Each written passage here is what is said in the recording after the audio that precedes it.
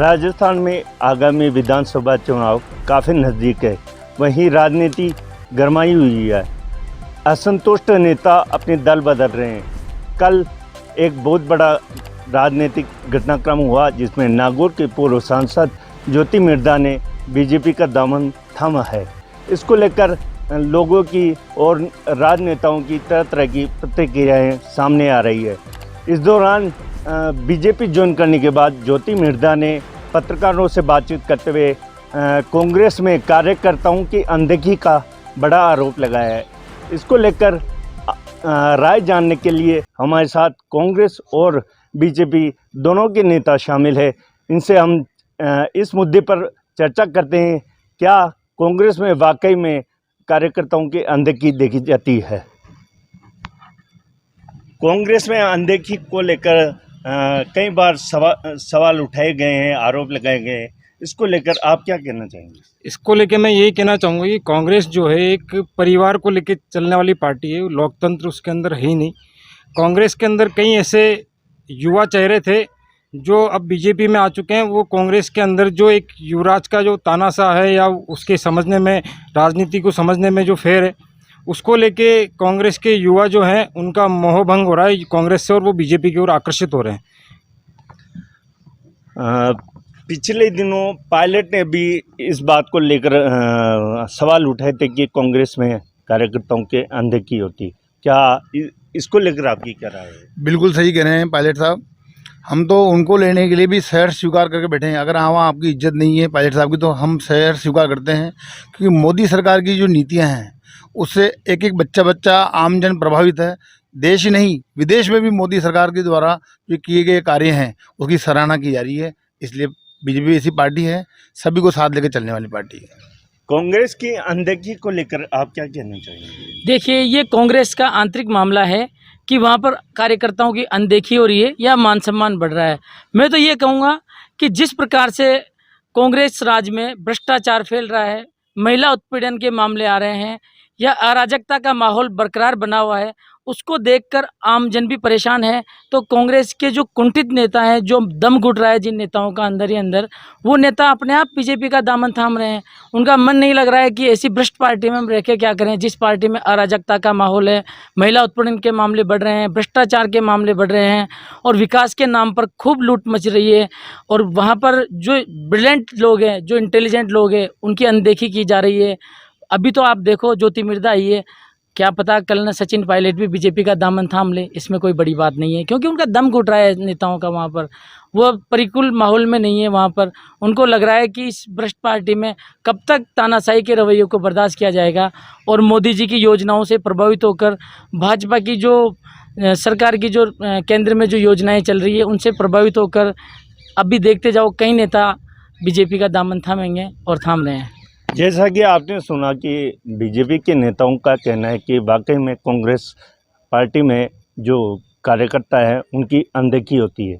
इसको लेकर हम कुछ और नेताओं से भी राय लेते हैं कि काफ़ी लंबे समय से जुड़े हैं। ज्योति मिर्धा या कई नेताओं ने जो आरोप लगाए हैं कि कांग्रेस में कार्यकर्ताओं की अनदेखी होती है, इसको लेकर आपकी क्या राय है? देखो, कार्यकर्ताओं की अनदेखी तो होती है, कर देते हैं लोग ग्रुपबाजी के चक्कर में। लेकिन मैं ये ज़रूर कहूँगा कि अशोक गहलोत ने इन सब चीज़ों के ऊपर ये जो राहत कैंप और जो विकास योजनाएं जो दी है इसने अशोक गहलोत ने, उन सब बातों को नगण्य कर दिया। और लोगों के जो सोच थे एंटी कमेंसी के, वो बिल्कुल ख़त्म है। अशोक गहलोत वापस सत्ता में आ रहा है। अशोक गहलोत की नीतियों की वजह से आ रहा है। यहाँ किसी एकाध कार्यकर्ता की अनदेखी करने या नहीं करने से फ़र्क पड़ने वाला नहीं है।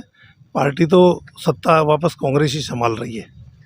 गत कई दिनों से रिटायर्ड आईएएस और आईपीएस जो अफसर हैं उनका बीजेपी के प्रति रुझान बढ़ा है। इसको लेकर आपकी क्या राय है? ये आईएएस और आईपीएस जो हैं ये मौकापरस्त लोग होते हैं। इनको किसी भी सत्ता से या किसी भी चीज़ से कोई नहीं है। इनको ऐसा लगता है पहले से कि हमें यहाँ से टिकट मिलेगा या नहीं मिलेगा।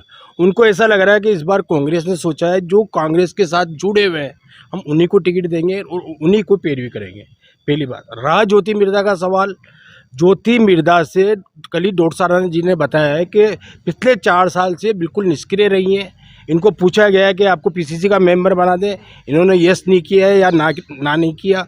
उसके बावजूद भी इनके जो पीयर पक्ष वाले हैं वो बीजेपी से ताल्लुक़ रखते हैं और उनके बहुत बड़ा कारोबार है। हो सकता है कि ईडी के डर से या ईडी के खौफ से वो उन्होंने बीजेपी ज्वाइन करी है। ज्योति और नाथूराम मिर्जा का जहाँ तक सवाल है, इस परिवार का नागौर इलाका में केटर धीरे धीरे घटा है इनकी हठ धर्मिता की वजह से। इनका परिवार काफ़ी पिछड़ा है, काफ़ी इनकी हठ धर्मिता रही है कांग्रेस, इसलिए इनको धीरे से कांग्रेस नकार रही है। और रहा अशोक गहलोत की नीतियों का सवाल, राजस्थान में कांग्रेस का वापस सरकार बनना सुनिश्चित है, क्योंकि उनकी योजनाएं अभी परसों अपने प्रियंका जी की रैली हुई, 24 घंटे 48 घंटे के अंदर ऐतिहासिक महिलाओं की वहाँ भीड़ थी। 48 घंटे के शॉर्ट नोटिस में इतनी महिलाएं वहाँ पर इकट्ठी हुई है, क्योंकि ये अशोक गहलोत की नीतियां हैं जो आज लागू की है। हर आदमी को राहत है, हर बेरोजगार तबकों को, हर गरीब आदमी को, हर उनको। और बीजेपी का काम सिर्फ भ्रम फैलाना है। एक दो जना आया उसको राय का पहाड़ बना देते हैं। बीजेपी के पास कोई नीतियाँ नहीं है, ना कोई उनके मापदंड है, ना उनके कोई नीति है।